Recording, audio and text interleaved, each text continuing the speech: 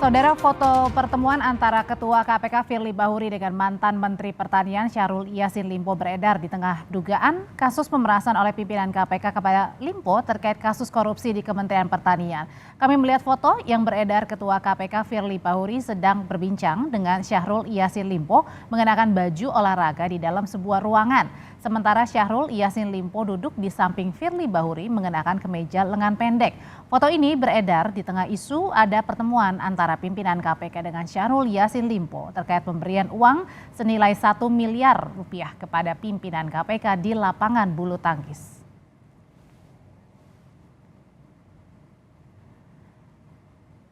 Terkait beredarnya foto Ketua KPK Firly Bahuri dan mantan mentan Syahrul Yassin Limpo, Wakil Ketua KPK Nurul Gufron merespons melalui pesan tertulis. Nurul Gufron meminta untuk mengklarifikasi foto itu kepada yang bersangkutan. Konfirmasi itu ke yang bersangkutan, saya tidak tahu.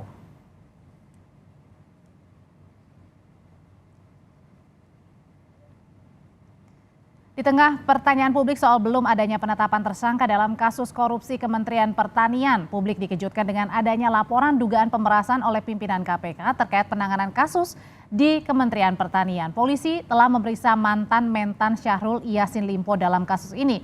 Bagaimana KPK bisa mengusut kasus korupsi Kementan secara akuntabel di tengah munculnya kasus pemerasan yang diduga dilakukan pimpinan KPK. Kita ulas sore ini bersama dengan mantan Komisioner KPK Saud Sitomorang dan Guru Besar Fakultas Hukum Universitas Jenderal Sudirman Hipnu Nugroho atau Prof. Hipnu Nugroho. Selamat sore Bapak-Bapak. Selamat sore Mbak. Saya yang Selamat pertama sore Pak Saud.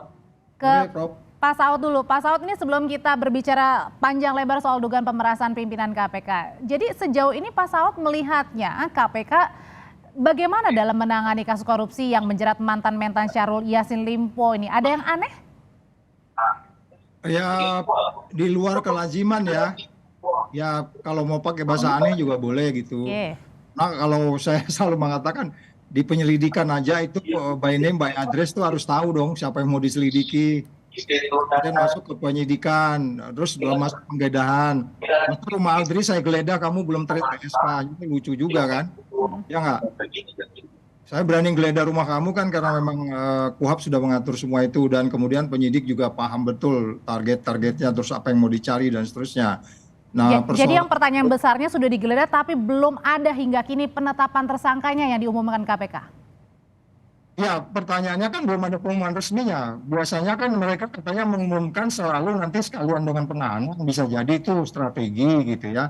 Kalau periode sebelumnya itu begitu penyelidikan sudah diputuskan di penyidikan, kemudian diumumkan, tapi memang tidak langsung ditahan. Kemarin kan mereka punya konsep mau langsung ditahan.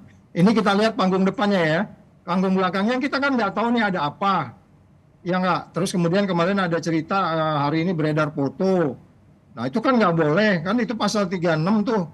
Pasal 36 dipahami nggak sama pimpinan KPK bahwa dengan tersangka atau pihak lain yang ada hubungan dengan perkara itu tidak boleh bertemu dengan alasan apapun.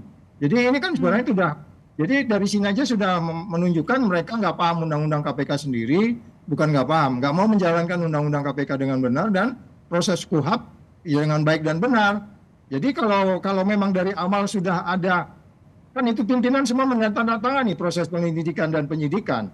Terus kemudian masih dilakukan pertemuan di lapangan itu kan jadi aneh, itu kan pidana sebenarnya kalau mengikuti pasal 66 ya, dari pasal 36 ke pasal 66 mengenai sanksinya itu apa namanya disebutnya adalah pidana 5 tahun. Jadi akhirnya kita masih bertanya ini ada apa ya gitu kok jadi banyak sekali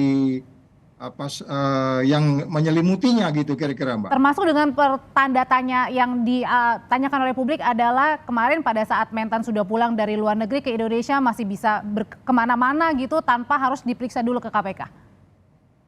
Enggak, kalau itu debatable ya, artinya gini kan penyidik punya paham waktu di mana mereka harus mulai melakukan penyidikan, penahanan, memanggilan dan seterusnya kan penyidik punya kebebasan dalam hal ini independensi. Persoalannya kembali waktu itu memang kalau dia keluar negeri saya hanya mau lihat protokoler konsulernya kan sempat hilang itu kemudian Kalau seorang menteri ke luar negeri kan dari proses penyidikan sudah masuk, tentunya penyidik harus paham. Atau kalau mau ikut surveillance, take out dia di mana saat itu. Tapi kan ada waktu jeda hilang. Kemudian kita nggak tahu dia di mana. Kemudian protokol konselor KBRI juga nggak jelaskan, padahal menteri ada di luar negeri. Jadi banyak ya ini kalau mau diurut-urut kompleksitasnya kasus ini. Oke, sekarang saya ke Prof. Hipnu. Prof. Hipnu, gimana caranya membedakan nih bisa mengusut dua-duanya antara dugaan korupsinya dengan dugaan pemerasannya, Prof?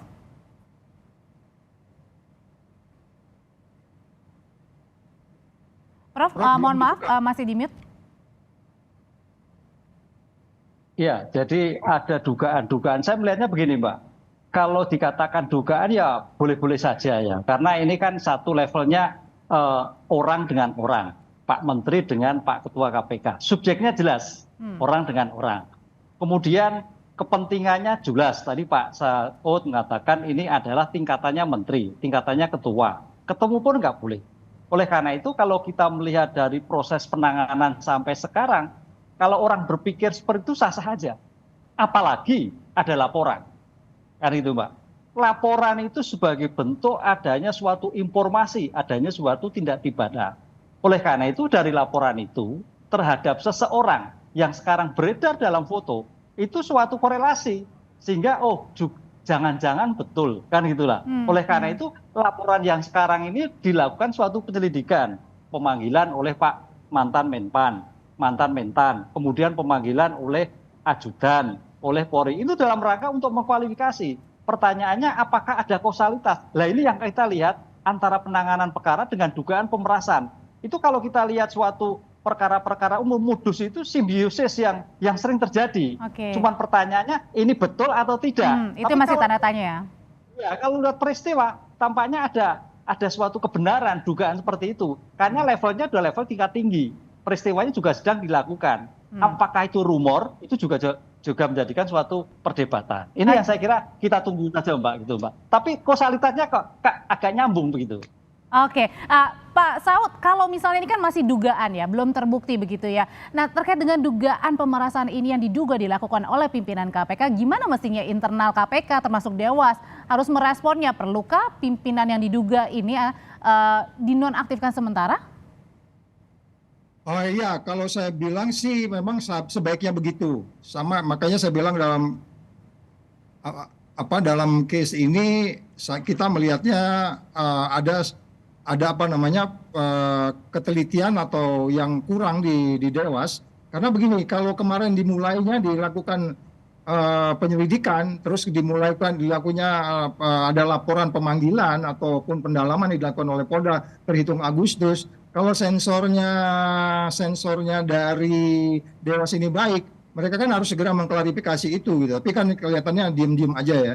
Karena memang sangat berbeda pengawas internal saat ini dengan Dewas yang dulu, yang sangat detail, proaktif. Sekarang ini kita nggak ngerti. Tapi kalau kita mau bicara pemberantasan korupsi secara keseluruhan, ini kan harus di-clear-kan gitu. Artinya begini, kalau memang ada bertemu, itu fotonya ada, itu perlu didalami. Apa ada transaksi, itu perlu didalami. Tetapi pada bagian lain, kita kan nggak mau juga lepas ke belakang. Ini perilaku yang bersangkutan ini kan kurang lebih ada 6 case yang sudah berlaku selama ini. Itu yang saya bilang waktu case keempat, case ketiga, saya bilang ini kalau nggak dilakukan penindakan ini akan begini terus. Ternyata hari ini ada lagi berita yang sama.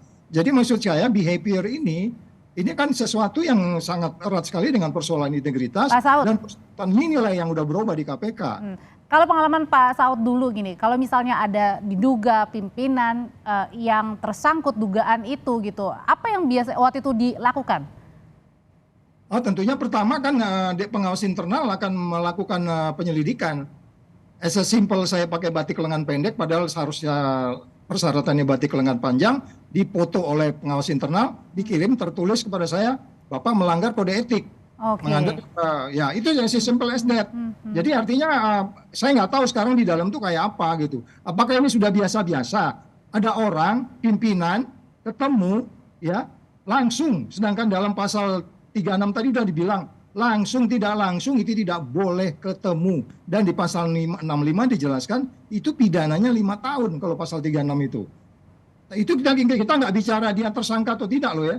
Langsung dengan alasan apapun, pimpinan KPK tidak boleh bertemu dengan orang yang ada kaitannya dengan perkara yang sedang ditangani. Jadi dia nggak paham itu gitu. Oke. Untuk apa pasal itu dibuat? Kan kita supaya tidak ada konflik of interest, menanamkan kepercayaan ke publik. Sekarang tanya ke publik dengan foto hari ini itu apa kata publik? Nah, membangkitkan kepercayaan publik itu dalam pemberantasan korupsi itu hal yang paling atas di dalam memberantas korupsi. Sehingga kemudian terjadilah efisiensi dan seterusnya, memberantas korupsi kemudian mengubah perilaku. Orang akan pikir, ya pimpinannya begitu, gimana kita? Jadi sekali lagi, ini mungkin yang kita harus clearkan. Oleh sebab itu, karena KPK di bawah presiden, udah presiden yang ngomong, kamu berhenti dulu deh. Biar nggak pusing, menterinya juga yang kamu urusin udah berhenti. Sederhana, as simple as that. Oke, menjawab pertanyaan dari Pak Saud itu, Pak Hipnu, itu gimana untuk publik ini percaya bahwa penanganannya tetap berjalan untuk dugaan korupsinya, satu sisi dugaan pemerasannya itu juga tetap berjalan agar publik ini percaya dengan apa yang dilakukan oleh KPK untuk pemberantasan korupsi, Pak Hipnu? Ya, saya kira ini suatu taruhan sekali kepada Polda yang harus segera mungkin, seperti disampaikan oleh Pak Saud. Kalau ini sampai berlarut-larut terhadap kasus pemerasan pimpinan ketua KPK, ini akan menjadikan ketidakpercayaan terutama elemen lain, misalkan elemen penyuluh, elemen api, dan sebagainya. Ini akan jadi pembicaraan, sehingga tidak bisa berpikir objektif bagaimana pemberantasan korupsi ke depan. Kalau terhadap pimpinannya pun terjadi suatu masalah. Jadi ketika ada dugaan permasalahan seperti ini, kita mohon sekali Mabes Polri, Polda segera mungkin. Apakah ini terbukti atau tidak? Jadi jangan pelarut-larut, karena kondisi Indonesia itu suatu darurat korupsi. Terkait penanganan korupsi berlarut-larut, tapi penanganan lain juga demikian. Sehingga bagaimana jalan cepat pemerintah juga sebagai manajemen pengendalian tindak pidana itu sangat menentukan sekali. Kalau iya, kalau tidak, ya tidak. Begitu, Mbak. Jadi ada dua penanganan yang harus cepat dilaksanakan ya, dilakukan pengusutannya, ada dugaan korupsinya dan dugaan pemerasannya. Terima kasih Pak Hipnu Nugroho, terima kasih Pak Saud Situmorang, sehat selalu. Hipnu, selamat jalan. Terima kasih, matur nuwun. Setelah ini